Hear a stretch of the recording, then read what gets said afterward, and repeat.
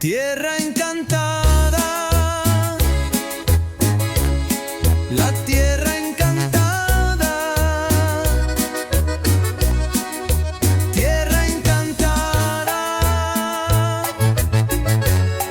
la tierra encantada.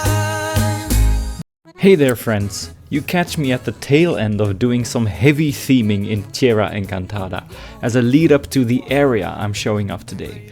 In this small section of the zoo, I wanted to give some subtle nods to Andean culture. What you see me building here, perhaps a bit clumsily so, is called an apacheta.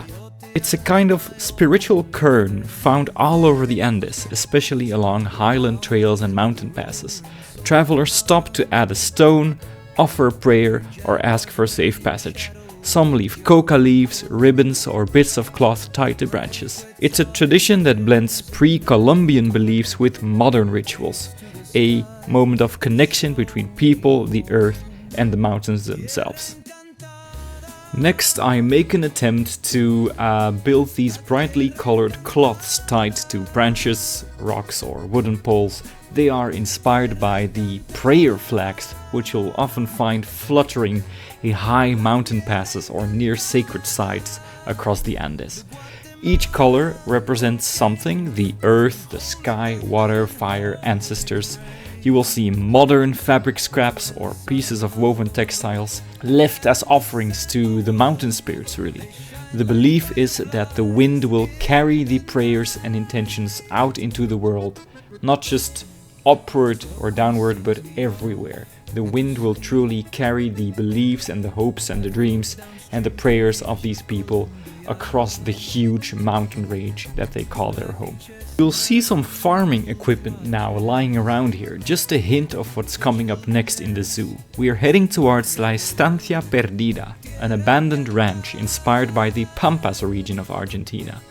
Estancias are large ranches where people raised cattle, grew crops, and lived off the land.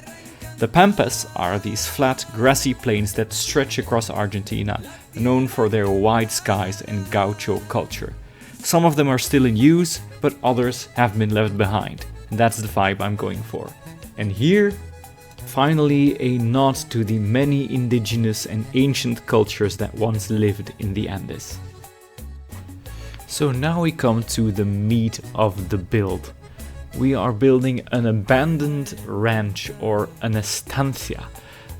So what exactly is that? It is a large rural estate or a ranch that is common across Uruguay, southern Brazil, and Argentina. They started out during the Spanish colonial period, when land was handed out to settlers, and over time they became these huge properties focused on cattle ranching and agriculture, especially in the Pampas. The Pampas is wide, flat grasslands, a huge natural region in Argentina, perfect for grazing, and which also is the home to a large collection of animals. Some of them historically have been driven out, and some of them still appear there in lesser numbers. Two examples of that is the two animals that will be dwelling around this abandoned ranch, and that is the greater Rheas and the guanaco. They will be living in and around this abandoned ranch because a lot of these estancias are still active today, but many are historic sites, tourist lodges, or in the case of our zoo, it is just a quite overgrown corner of our zoo. Part of it will still be functioning at the other end as a petting farm, and there will also be a restaurant, as you will see. For my standards, building this building and this zoo in general is pretty quick, and that is because I'm doing a lot of research, doing a lot of looking at pictures and trying to be as respectful as I possibly can to a culture, a continent that I'm not familiar with, that I'm not from. But I feel like, this ranch really looks like a natural building, like a real a building designed for functionality and not for a zoo. I'm doing some basic detailing using the recolored mud walls from the African theme, actually. And here I just made sure that from the viewing platform of the flamingos you cannot see the ranch. because one goal that I have in this zoo is that you will go through a series of quite diverse biomes and regions and concepts, but that you hopefully cannot really see what's coming next. That is a touch that I see in a lot of awesome creators' zoos that I don't always practice myself, but this time around I really try to hide, well, what's coming, hide the upcoming surprises really. So yeah, we're adding these blue doors to the more beige walls. And yeah, adding detailing, adding brick, adding wood in general, trying to give this building a natural looking, realistic look. And making sure that there's some texture to it, because my personal challenge when making buildings in Planet Zoo is that even though I am familiar with buildings in real life, I just don't really have the architectural know-how to really build a realistic building. And probably looking at this, a lot of people would say there's a lot of wrong with this. And if you are familiar with the concept of these Argentina ranches, then you probably see some issues here. But you know, I tried my best. Also, a trick I saw in another video a long time ago is removing parts of the roof and adding these like corrugated iron patches really to really make it look in disrepair. Like this place really has fallen from grace a bit. The walls are damaged and then there's a lot of wear and tear going on. Yeah, looking back at the recording, I do think I might have placed the guests' viewing area a bit closer to the building, because there's a lot of detailing that you won't necessarily see as a guest. But still, the general idea is very much there. We're taking some of this blue stem grass to really make it look overgrown and abandoned, even adding it to the roof. And I believe at this point we add some dead trees, and finally, just as a nice touch, we add a tree growing out of the roof to really drive home the fact that these buildings are abandoned, and some roots growing over. I don't know where those roots are coming from, but still there's roots crawling over, maybe some like dead climbing plants. I had a lot of fun in this section with the detailing, adding these props from the barnyard pack, mostly just driving home the fact that this is a human environment. So yeah, you will see very soon I will be building the cover for the viewing area of the guests that will also have a path to the right, and that is where the petting zoo will be, because I just felt like you can't build a farm or an abandoned farm without including some farm animals. And of course the alpaca famously is a South American animal. The alpaca, of course, being the domesticated version of the vicuña, whereas the guanaco, which will be living here in the ranch, is the sort of wild version of the llama. Just so you're aware, the guanaco living here is a modded animal based on the llama. I considered putting the llama in here, but I just think they look a little bit too cartoony, and I think I prefer to go with just the simple guanaco model instead. Of course, the star of the show of this habitat is the greater rhea. They are a species of flightless bird native to eastern South America. They are the largest native bird in the Americas and one of the largest flightless birds and birds in general in the world.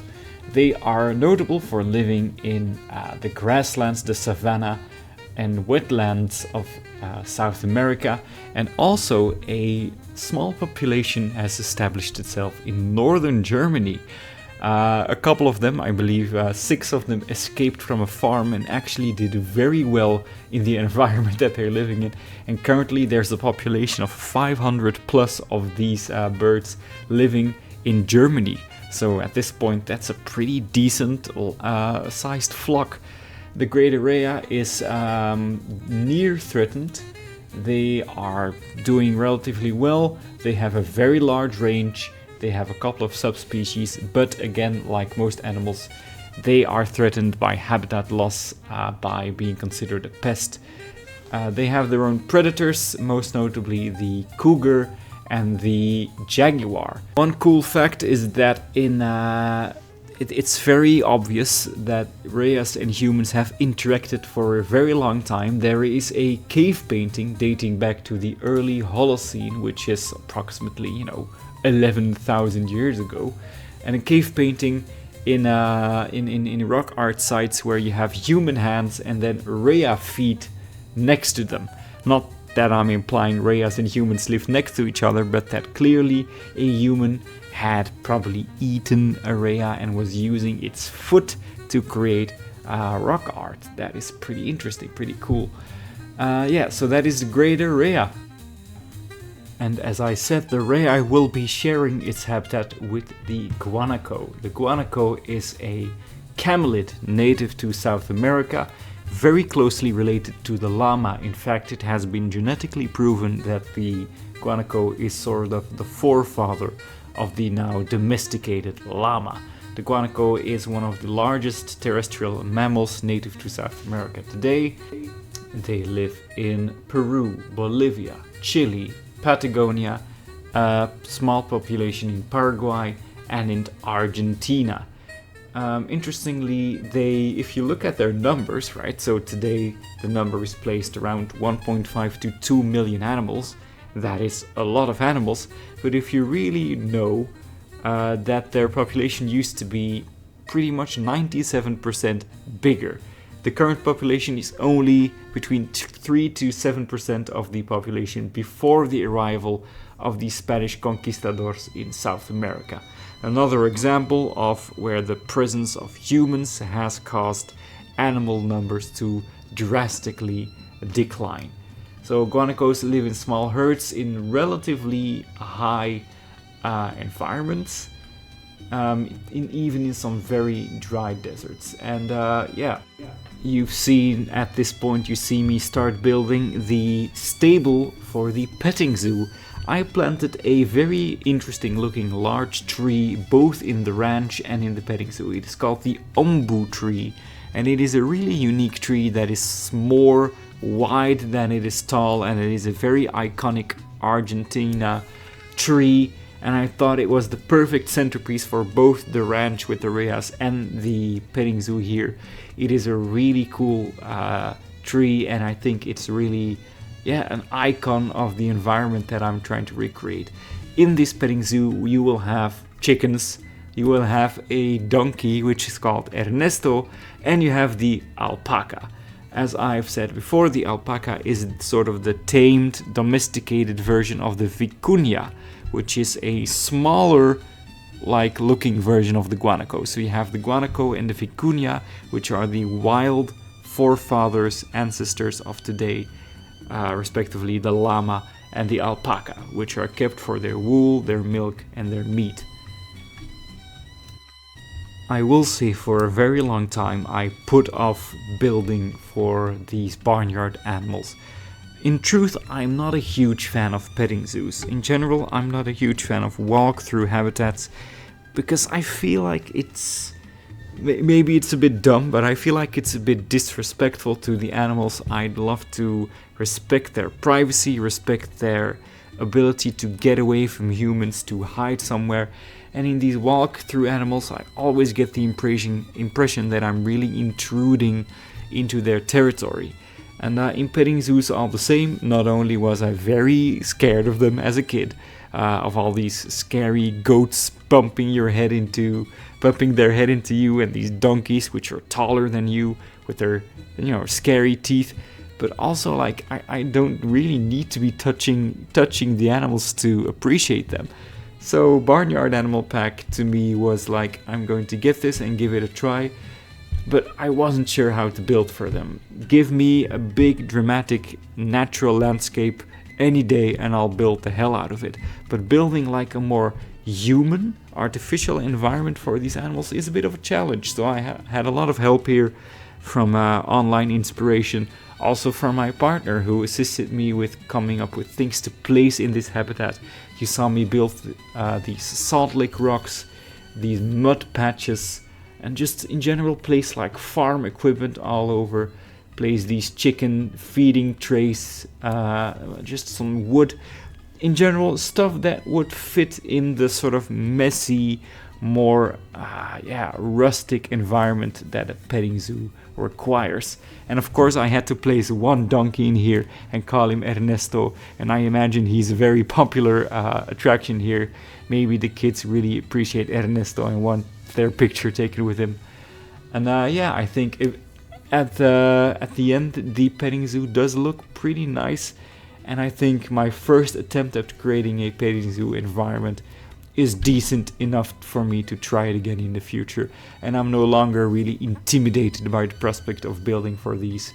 So if I really want to complete the set, I guess I have to build for the pigs and the sheep and the Highland cow very soon. And the final touches on this are just building the interior of the barn here. Very simple, just these wooden sections separated and then some structure to keep this wood together. Nothing too fancy, because again I've sort of shunned petting zoos before. I'm not necessarily engaging with them very well, so I don't have a lot of references. So next time when I do get to a petting zoo, I might compare them to what I built here and see if I did a good job. So yeah, the build is coming to an end. I had a lot of fun building this ranch environment, and I think I will return to a similar style in the future, because I'm really digging the South American style, and I will definitely return to it. La tierra encantada, tierra encantada, la tierra encantada.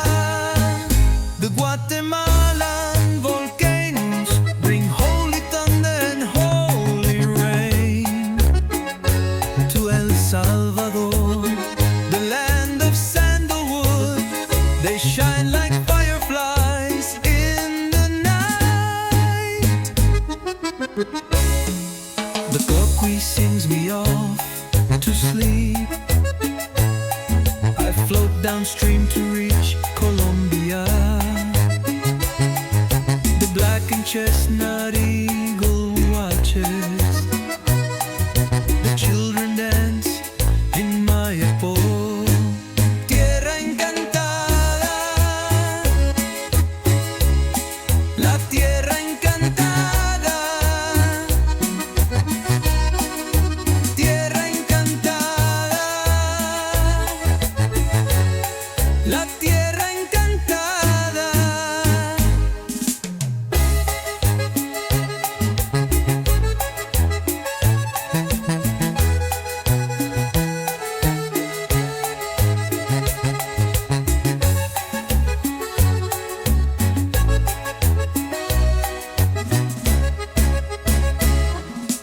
Tierra encantada, qué tierra encantada,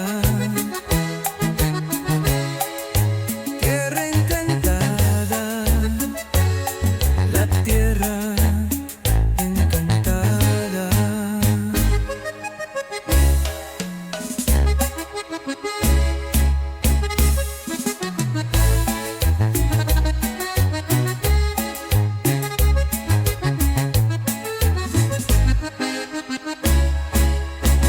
Tierra encantada, la tierra encantada, tierra encantada, la tierra encantada, oh la encantada, la tierra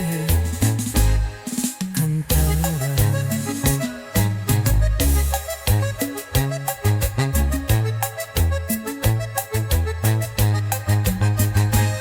The Guatemalan volcanoes bring holy thunder and holy rain to El Salvador, the land of sandalwood. They shine like fireflies in the night. The turkey sings me off to sleep.